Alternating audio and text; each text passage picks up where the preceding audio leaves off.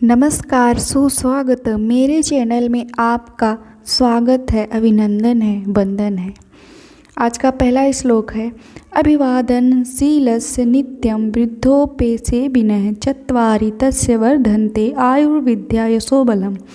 अर्थात जो व्यक्ति सुशील और विनम्र होते हैं, बड़ों का अभिवादन व सम्मान करने वाले होते हैं तथा निरंतर वृद्धों की सेवा करने वाले होते हैं, उनकी आयु यानी उम्र, विद्या, शिक्षा, यश, कीर्ति और बल, शारीरिक ताकत, इन चारों में वृद्धि होती है। अर्थात उनका उम्र बढ़ जाती है, उनकी शिक्षा में बढ़ोतरी होती है, कीर्ति और शारीरिक ताकत, इन चारों चीज़ों में बढ़ोतरी होती है।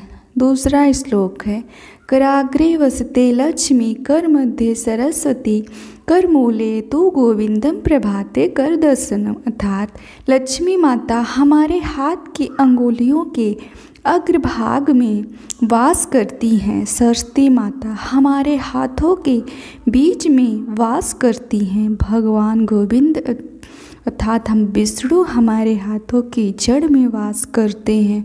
सुबह के समय उनका दर्शन करना चाहिए। अर्थात इस श्लोक का मूल अर्थ है, हमें समृद्ध ज्ञान और भगवान की शरण में कार्य करना चाहिए। तीसरा श्लोक है, तुमेव माता च पिता तुमेव तुमेव बंधुश्च सखा तुमेव तुमेव विद्या द्रविड़म तुमेव तुमेव सर्वम मम देव देव। तुम ही हो माता, पिता ही तुम ही हो, तुम ही हो बंधु और सखा भी तुम ही हो, तुम ही विद्या हो, तुम ही धन हो, तुम ही सब कुछ हो मेरे देवता है देव।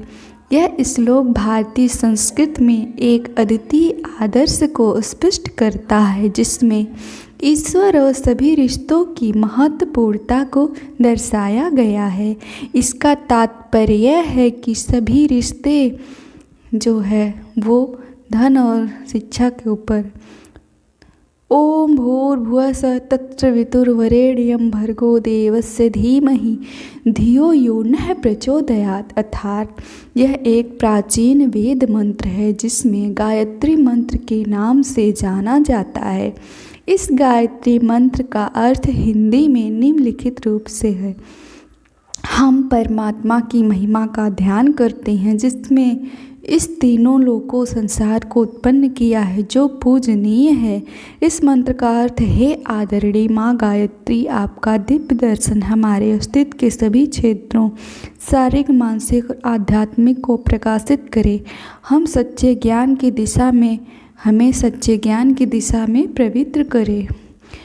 आलस्यम ही मनुष्याणां शरीरस्थो महान रिपुः नानस्ति समो बंधु कृत्वा यम नावसीदति।